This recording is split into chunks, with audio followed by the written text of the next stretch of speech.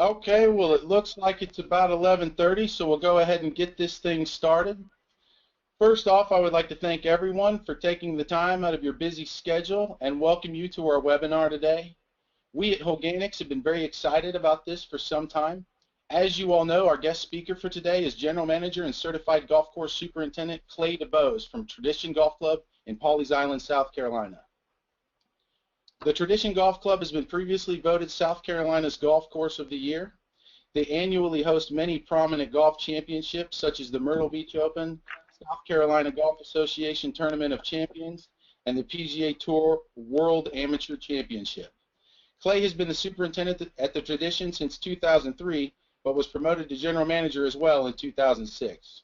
Prior to joining the Tradition, Clay was the golf course superintendent at Diamondback Golf Club in North Myrtle Beach, where he oversaw the last 6 months of construction. He was the golf course superintendent here for 4 years before moving to the Tradition. Clay received his degree in agriculture technology with a major in golf course management from Horry Georgetown Technical College. It's truly an honor to be doing business at Tradition Golf Club, an even bigger honor to have Clay here with us today. So with that being said, let's get this started. The first half of today's webinar will be an interview with Clay talking about the success he has seen since incorporating Holganix into his program.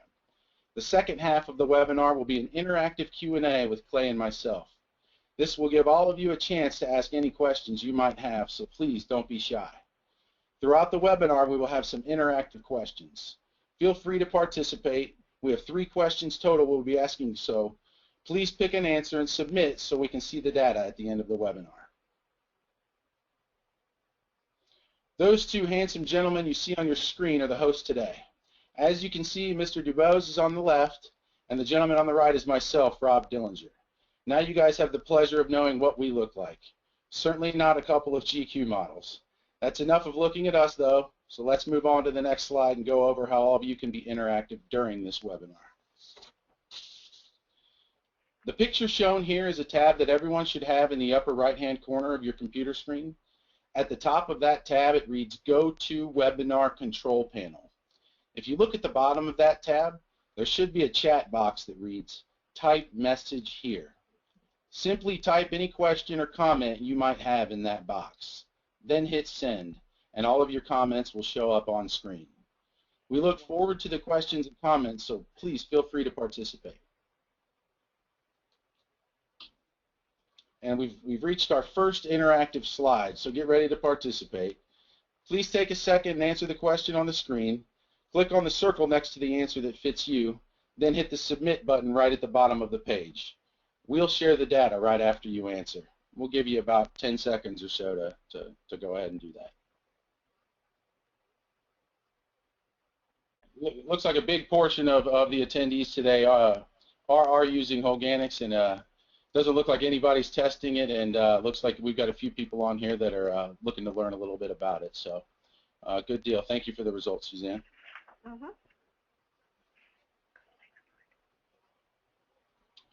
For those of you who don't know what Holganix is, this is our description. It's a 100% organic product that promotes strong plant health. It's a soil amendment or additive that introduces and or promotes microbiological activity in and around soil and plants. Used in a plant fertility program, Holganix can significantly reduce the amount of supplemental nutrients needed to produce optimal color, root development, and plant health. Holganix helps contribute to a more robust ecosystem in and around soil and plants, adding to overall plant health. We like to think about it as a probiotic for plants. And here we've got listed some of our key ingredients. We've got some of our most impactful components listed up top, but if you look at the bottom, the rest of those components are in Holganix as well. There's lots of different biological strains and food sources that make up our products. Lots of these you've probably already used, and many of these components individually. The cool thing about Holganix is that you get all of these in one jug. The components listed up top are some of the most important for golf courses, in my opinion. Obviously, the base is a compost tea extract. We've got endo and ecto mycorrhizae in there as well. Yucca extract, which works as a wetting agent, and we've got kelp extract as well. So that's all the components in Holganix. So we'll go ahead and start our interview with Clay. Clay, when did you first start using Holganix, and how long have you been on the program? Rob, the Holganix was introduced to me in the fall of 2013, just as we were overseeding our golf course. So, right around October of this year, we'll be 2 years into the program. Okay. So in fall of 2013, how many applications did you think you got to get in before you guys really went into dormancy? Well, as soon as we got the product in, I think you guys were recommending a couple of shots on the overseed prior to it getting too cold here, and so we did 2 applications. We did the big 14-ounce shot, and then we followed up 2 weeks later with a 7-ounce shot. And there, in the fall, we're trying to get overseeding up and established as quickly as possible. Okay. So that was kind of the introduction to the product for us. Okay. And in those 2 applications, as you went into dormancy, did you feel like the Holganix had made an impact with just those 2? Well, yes. From what I saw, it did seem like, now we're 20-year-old tip dwarf here, so, at the onset of cooler temperatures, we do go off color fairly quick. And to me, I thought the Bermuda grass stayed a lot greener, a lot longer than what it typically does. And at the same time, we had a wonderful overseeding. And really, the Holganix product was really the only new thing I did that year. In other words, all of our other fertility, water management programs stayed in place. So I felt like the Holganix really played a major emphasis on that. Okay, great. Thank you, Clay. And it looks like we've gotten to our second interactive slide. Oh, I lost the question there, Suzanne. So I guess, I see it now. Where have you incorporated Holganix at your golf course? So go ahead and please feel free to answer, and I'll give 5 or 6 seconds to go ahead and submit your answer here, and we'll show the results as soon as it's up. Okay, so it looks like for the most part, people have incorporated on greens, and that's pretty typical. That's kind of where we like people to start the program, and where I think it really has a big impact. But looks like there's a nice mix of people using it other places as well, tees, fairways, trees and shrubs, and flowers. So that's really cool to see. So thank you for that info. Okay, Clay, back to you, my man. Looks like where have you incorporated Holganix at the tradition? I know you said you did it on your overseas greens, but go ahead and kind of let us know where you use it. Yes, just basically for now, greens and our annual flower plantings. Okay. And go ahead and can you kind of let the audience know about what kind of your green complexes are and kind of what you overseed with, and just a little bit about that process? Yeah, absolutely. Here in South Carolina, a lot of us guys still overseed. Like I said, we are a 20-year-old dwarf. So that seeding process in the fall, very short window to get it up and established as quickly as possible. So when we first started out the program, we were overseeding with Poa trivialis, a 2-way blend at about 12 pounds per thousand. Okay. May seem a little high. We are a high volume golf course. In the fall, we'll play between 210 and 240 a day sometimes. Okay. So they can be trampling that overseed pretty good. Yeah. What we found that first year, we had such a good establishment and a good overseeding with the Holganix. We basically came in the next year and backed off of our seeding rate by 2 pounds. Oh wow, that's cool. And so we're back down to about 10 pounds now, and I almost think next year we could probably get away with 9.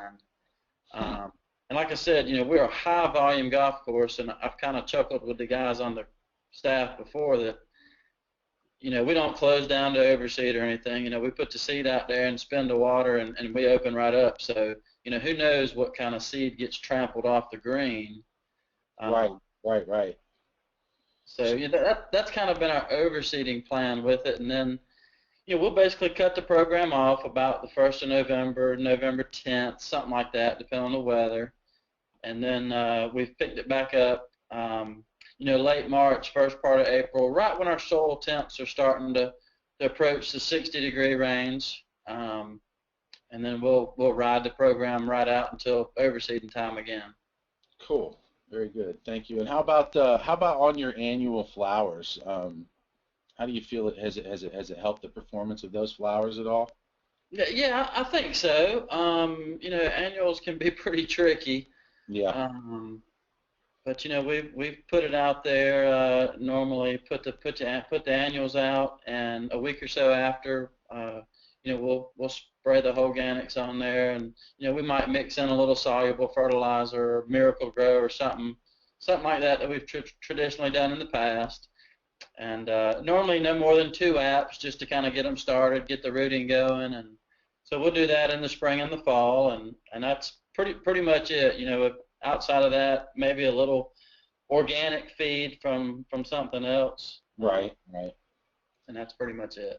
And that kind of comes as a package from your distributor, doesn't it? You kind of get a little bit of flower product, and then you get product to treat your greens as well, don't you? That's correct. Yep. Okay. Very good. Very good. Okay, Clay. Thank you for that. Okay, Clay, we've got a series of pictures coming up. Looks like they're probably the next 3 or 4 slides. I'm going to go ahead and let you kind of talk through the pictures, and you can kind of go ahead and introduce the next slide. So I'll go ahead and let you kind of take the lead. Okay, yeah.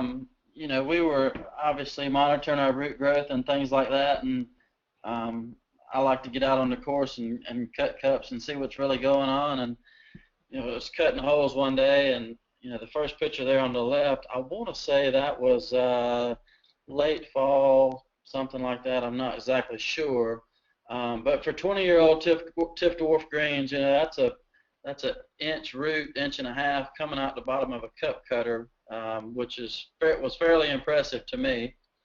And then the picture there in the middle, that was taken, I want to say, in the March time frame. There again, still a very healthy root sticking out. What's that? Another 1.5 inches out the bottom. And then to the far right, I want to say that's around the April time frame. Very massive root system still coming out of the winter. So that's something that we haven't seen on these greens in a long time. Right. And basically, my management, our fertility nutrient programs have not changed other than the addition of the Holganix. Okay. With that being said, I have removed some other products that we used to use, as far as products like some amino acids and other biostimulants and things like that. Sure. I just haven't felt like we needed them. Sure. Now, I wouldn't say we've totally removed them from the program, but if we have a damaged area on a green or something, we might go out and hit something with a biostimulant or something like that. But other than that, I really think the product has really helped our greens, our management, water management. It's been a great tool across the board for us. That's awesome. Yeah, roots like that, on Bermuda, and forgive me, I've never grown grass in South Carolina, but I've grown it in South Florida, and we just don't really see them popping out of the bottom of the cup cutter on old greens like that. I've seen it on new greens, but I don't see it very often on old greens at all. So that's really cool to see. It's been a long time for us to see roots that deep as well, Rob, and when you start getting rooting like that, as you very well know, that means the green needs less water. It's defense against disease and nematodes and other problems is so much better than with a shorter root system. Oh, absolutely. Yeah, the proof is in the pudding, and for me, there it is right there. Awesome. Cool. All right, go ahead, Clay. I'll let you talk through this one. Okay, picture there on the left, overseeded green toward the top, collar there on the bottom side. That's actually this year.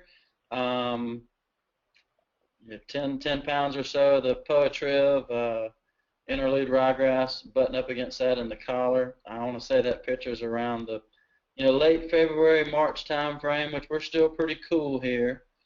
The picture in the middle is going to be in the mid-April to late April time frame. Quite a good bit of dwarf showing. Mm-hmm.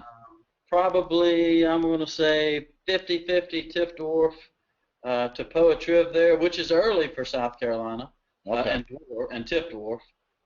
And then the picture on the right, we're pushing 85, 90% tip dwarf. That's late May, and that's pretty good in my opinion, transitional wise. Now we're coming out of another real poor winter here. Right. Another cool, fairly wet spring. But we went into the fall really, really good, and obviously coming out, we're seeing the benefits there. Cool. So can you talk just a little bit about kind of what kind of mowing heights you mow at, what kind of green speed you try to keep, how do you manage your greens like that? Okay. When we go into the fall and the overseeding, green speeds can get tricky, especially late in the afternoon. We try not to let them go below 9. Okay. And as the winter goes on, the overseeding gets a little more established. We'll kind of start dropping the height down. With tip dwarf, we typically won't get much lower than 110, 115. Now that would be through the spring. But kind of going through the winter, we're probably hugging, 125, 135, somewhere in that ballpark. Okay. Until we get, complete coverage, and it's almost as soon as we feel like we got complete coverage is when we'll start nipping them down a little tighter, running brushes, standing it up. Okay. So in the spring, we'll get up to 11 and a half. I've seen them get to 12, but being such a busy golf course, I tell you, anything over 10 and a half, 11 here, our pace of play really kind of goes south. So it doesn't really benefit us that much from a playability standpoint. Right, right. Golfers seem to like it. It's just unfortunate they can't putt it. And when you talk about how much play you guys get, typically what is an annual year for you guys? What is a number of players that you usually run through there? Well, when we were peaking, I've seen us push as much as 58, 59,000 rounds. Wow. Now today, are you open 12 months? Is that man, we can barely spell closed. And that's pretty much most of Myrtle Beach. We're closed to Airify, and that's about it. Closed on Christmas Day, but other than that, we're open year round. Okay, good deal. And today, we're going to play. We'll probably be in the 43, 44,000 rounds of golf this year. Okay. Which is still pretty good. Yeah, that's really good. That's a lot of play for an 18-hole golf course. I mean, that's a lot.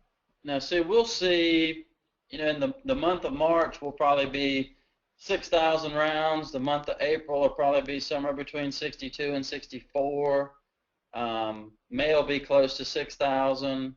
And then we peter off in June, July, and August. June's our transition month, so we're kind of doing all our course maintenance work there, and getting rid of the ryegrass for good.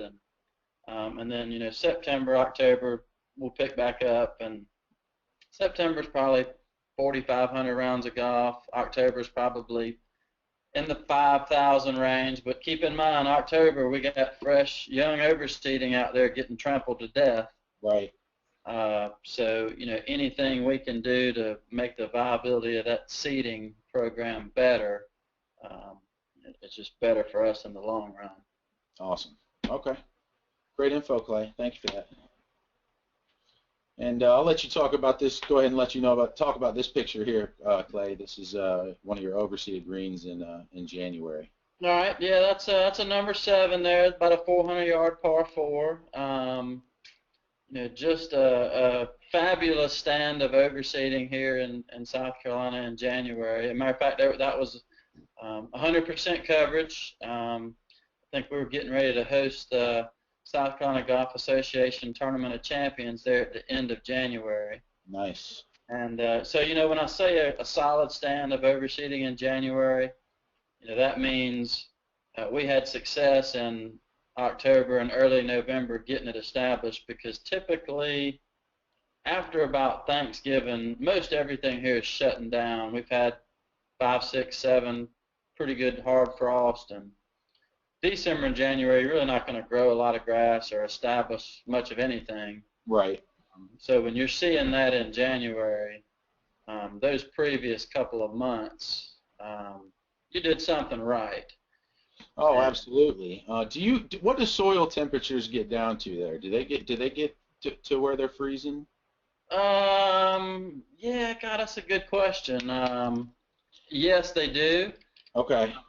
We'll see some temperatures. I've seen it get as low as 15 or so, Okay. and then not get out of the 30s during the day. Average soil temperature for January, I couldn't answer that question, but we're not doing much there in terms of fertility or growing grass. Bare minimum that time of the year. So when do you think your last Holganix application was before then? Would it have been in November? Would it have been in October? Or did you? You know what? In the fall of 2013, we were a little late getting on the program. Right. So we did the one big shot of the 14 ounces, and we came back 2 weeks later with the 7 ounces, which was right around the first week of November. Okay.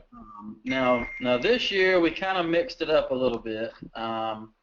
We did the 7 ounce rates 2 weeks apart for 3 consecutive applications. Okay, that's a good idea. Yeah, and the thinking was there, the overseeding is so young. We felt like more of a steady, balanced feed. Sure. May do us a little better than a big slug and then a follow-up. Okay. But if you asked me if I saw a difference in those two, that I don't think I could answer that. So I don't know if either way was right or wrong. I guess I'm saying I don't think you could go wrong either way, maybe. All right, I was just going to say, as long as you were happy either way, that's all we care about. So that's cool to hear. Thank you, Clay. Mm-hmm. So this was another slide that I kind of put together myself here, and it's kind of interesting, and it's unique to you and your golf course and your assistant superintendent. But these are just some of the different comments that I saw that you guys had made on Twitter. I know that you're a major proponent of Twitter. You're probably my favorite superintendent to follow on there. So if you don't follow Clay already, definitely give him a follow. He's keeps everybody posted on his golf course. Really interesting stuff, and he'll certainly let you know about the South Carolina Gamecocks. So. But these were just a few different things you guys had said. I'll go ahead and kind of read them, Clay. But this was March 18th. You had just kind of talked about you were starting to see a lot of TIF dwarfs sticking through the overseed this morning, and you thought the Holganix golf products had helped get the soil dialed in to see that. I also posted this picture. I think this might even be the green and collar pic that we showed earlier, but just another picture or tweet from you showing Holganix some love.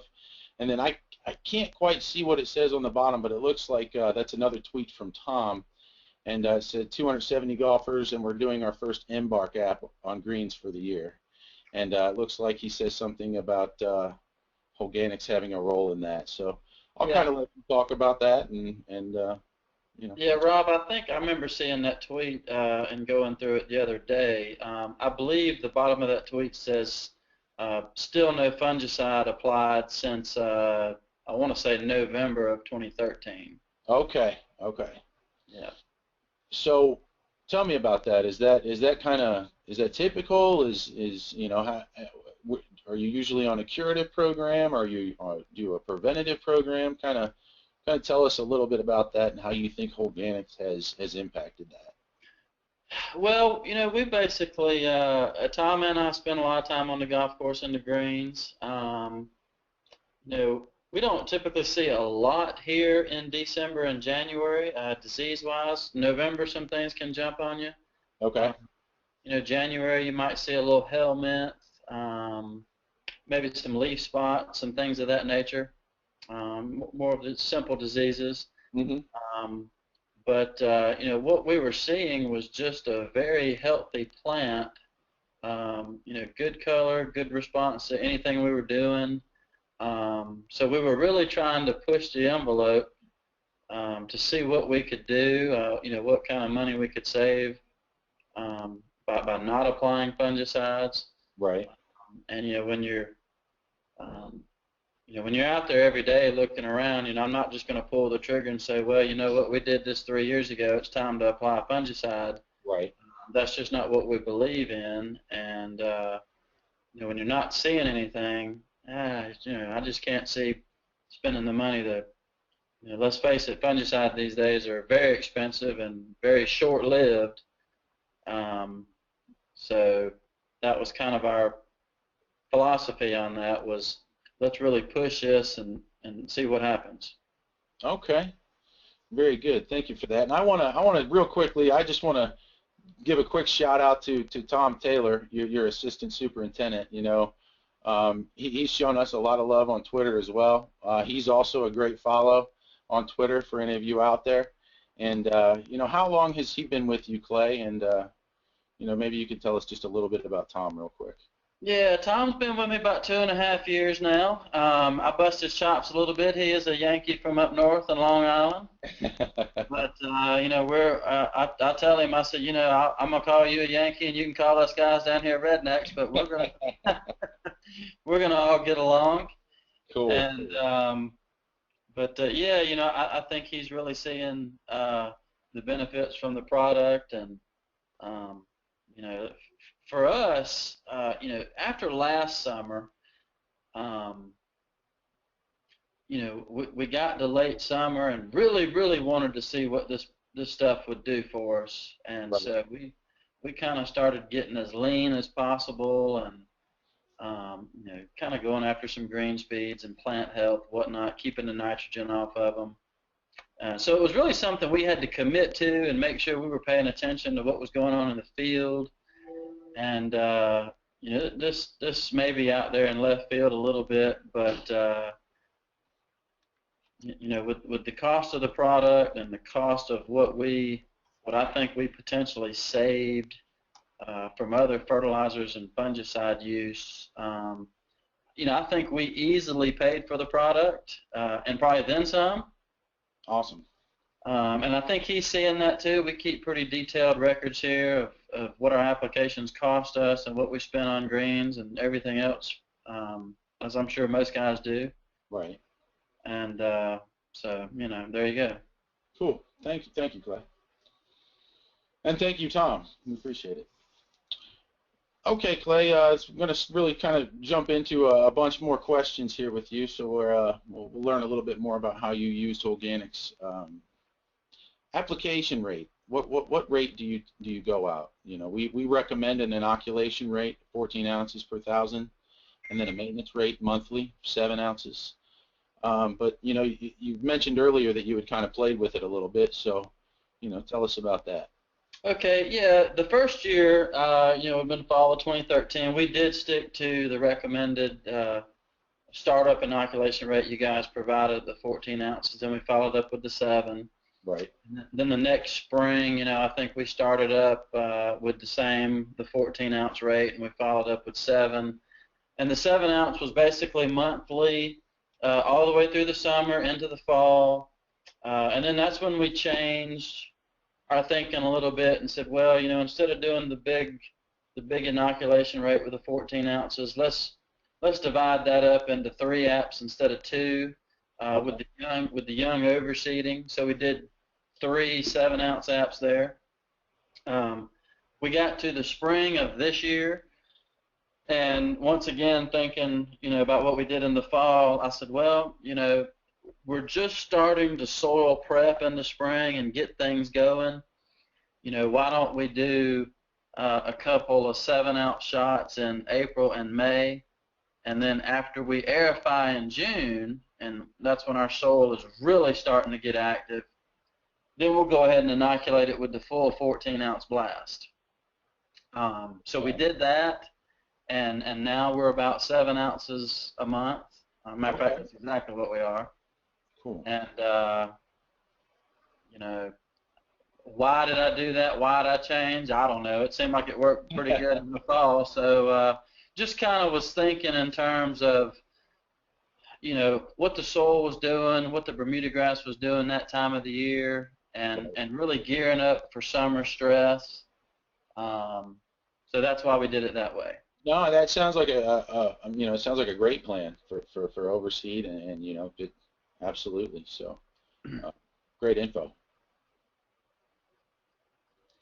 Have you seen any noticeable soil health changes since starting the Holganix program? And I guess what we're asking here is more about like the profile. Like, what have you seen the profile change? And you know, I know that a lot of guys have like some passive organic layering and things like that. You know, has it helped with the profile?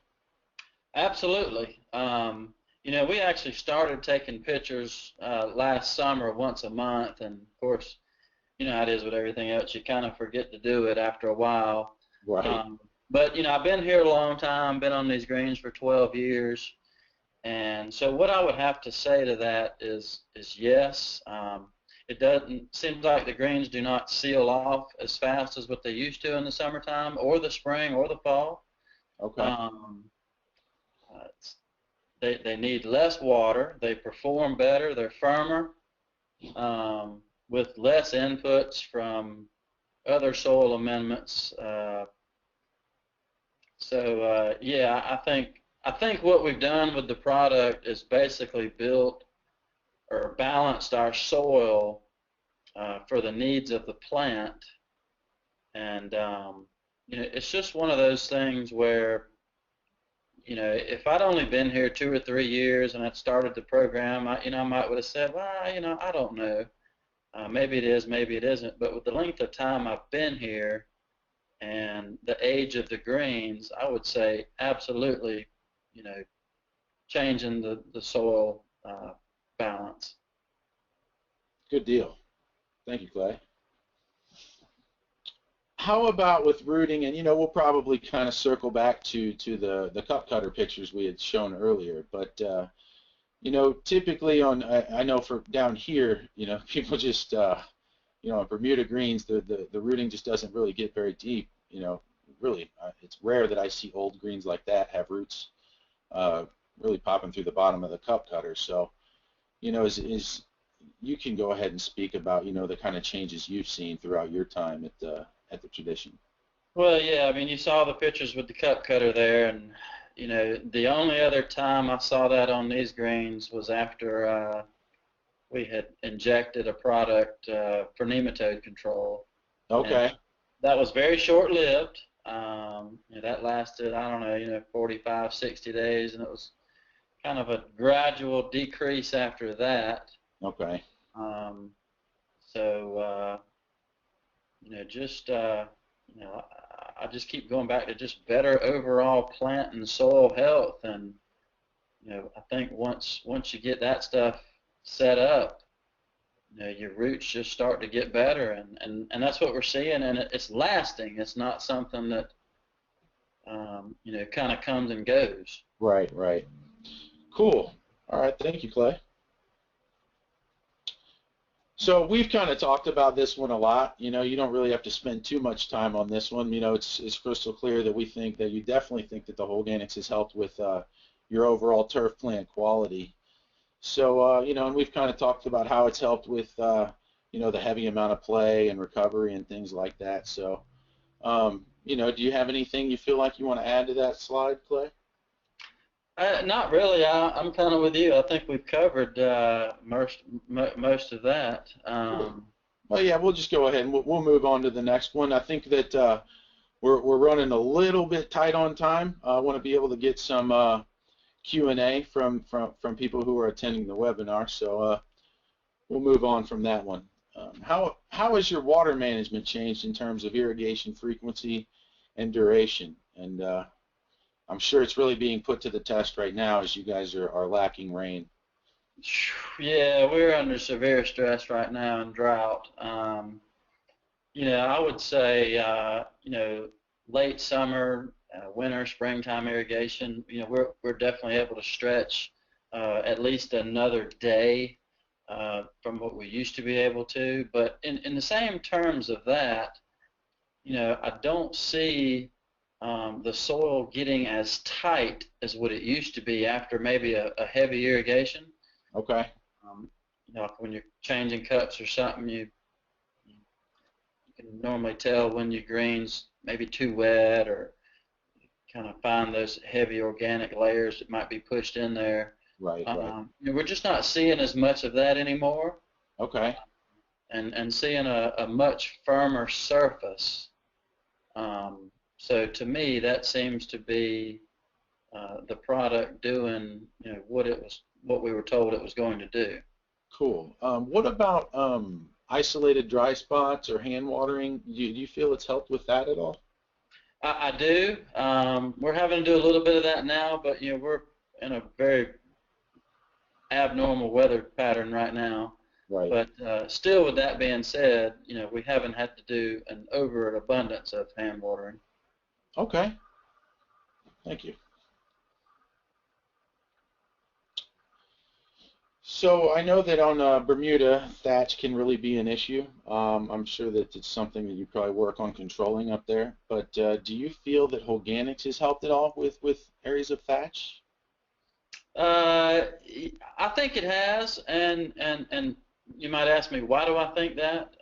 Basically, I'll go back to the firmer green and the surface management. We haven't had to do as much. We're still doing our core aerification, and we probably get out, we're 3.5 acres of greens here, so we probably get out 160 to 180 tons of sand a year, which okay. I think is a pretty good clip. Yeah. But how about verticutting? Do you guys do much verticutting and stuff like that out there? We do a lot of grooming, a lot of backtrack. I kind of call it vertigrooming. We're not getting real aggressive, but just kind of thinning the canopy down. We don't do a lot of any kind of grading or anything like that. Most of it's basically core aeration and top dressing. Okay. So yeah, I think it's helped to. We never really had a big heavy thatch problem, but when you go back to been here a long time, seeing how the greens have performed over time, and now you see a firmer surface with healthier turf. I would say it's got to be doing something to it, right? Yeah, absolutely. Absolutely.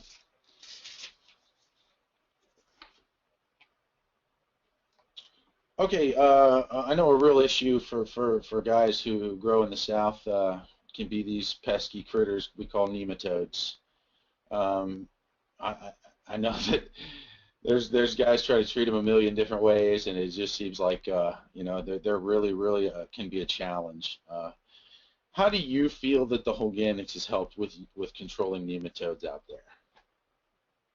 Well, you saw the pictures with the roots. Right. I very seriously doubt you would see rooting like that with some bad nematodes, and we have been historically pretty bad here on nematodes. So yeah, I think it's definitely helped. And I'll just go back to again, balancing the soil and getting everything lined up where it needs to be for optimal plant growth. And I don't think I don't want to use the term outgrowing the nematodes, because we certainly don't try to grow the plant so hard to where, we're just constantly rebounding from it. Right. But that's just kind of my thoughts on it. What types of things had you done in the past to try and control them? And have you laid off of any of those things since starting Holganix? Yeah, we used to inject another product into the greens. And of course, when we were still able to get Nemacure, we were using that, mainly spot treating and things like that. Okay. Some of the other mustard-based products we've tried with limited success. Right. So, for me right now, we're just seeing less stressed areas on the greens that were traditionally, high in nematode counts. Awesome. Thank you.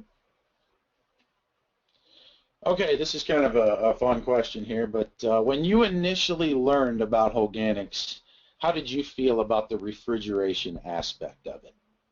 Well, I didn't know a thing about the company. The salesman that was pushing it, he was a good friend of mine, so I respected, I've always respected his opinion. And, when I was told about the refrigeration aspect part of it, I thought to myself, I said, well, if a company has gone this far to make sure their product is protected, I think that added a whole lot of value, or not, I don't want to say value to the product, but added some merit to the branding of the product.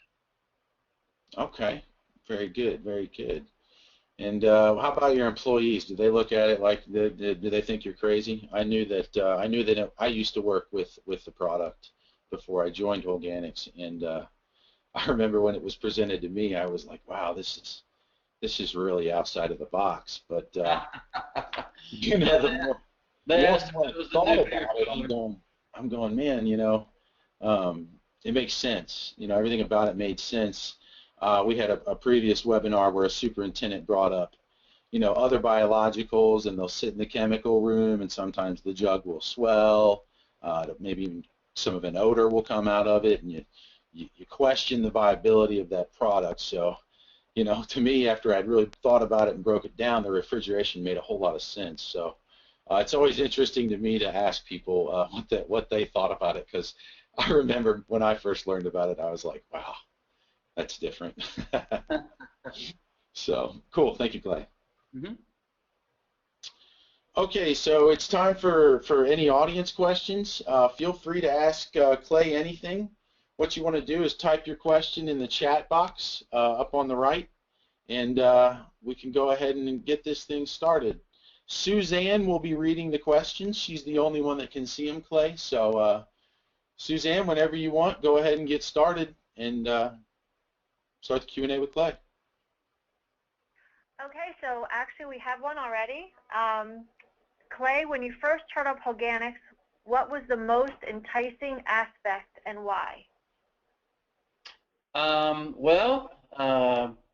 The guys told me they thought by incorporating that into my program that we would eventually see such a good soil health balance that we would be able to remove other products from our program.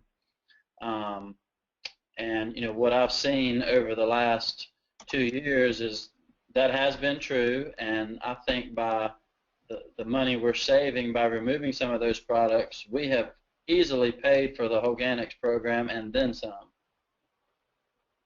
Awesome. Awesome. Okay, so does the yucca, the natural wetting agent in Holganix, provide enough control of soil moisture, or do you recommend additional wetting agents on sand-based greens with this product? Yeah, that's a good question, and I'm not sure if I can answer that, or I'll give you my opinion on it. We still use our traditional wetting agents like we have in the past.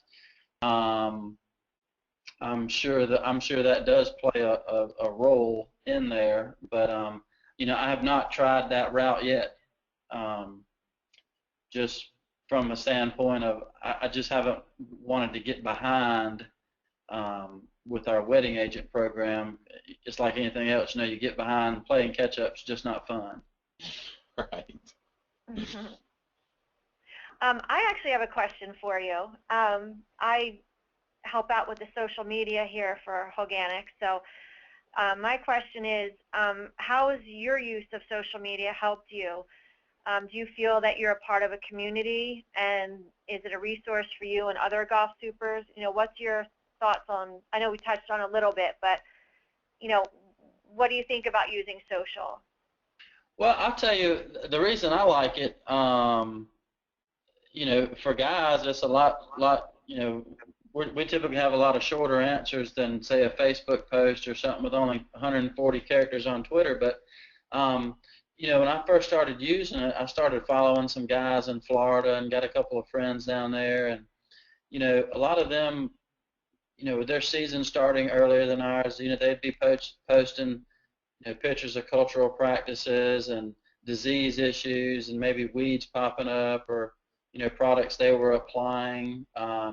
So, you know, for me, it was just kind of another outlet to find out what was going on in a state that's, you know, a couple of months ahead of us, and then, you know, on the flip side of that, seeing the guys up north, you know, what they're going through with cold weather and things like that. So it's been very educational for me. I asked my assistant to get on it, you know, shortly after he arrived, and I think he's been very pleased with, you know, what he's learned and with some of the guys he's connected with on there. And, you know, I think I've met some people, you know, via Twitter that, you know, I may have never met.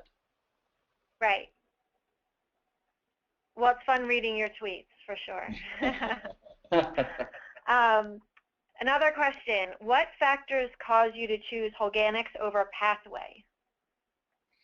Well, you know, I'm glad you asked that question. I used Pathway for about 2 years, and, you know, I thought, I did think it had some benefit, and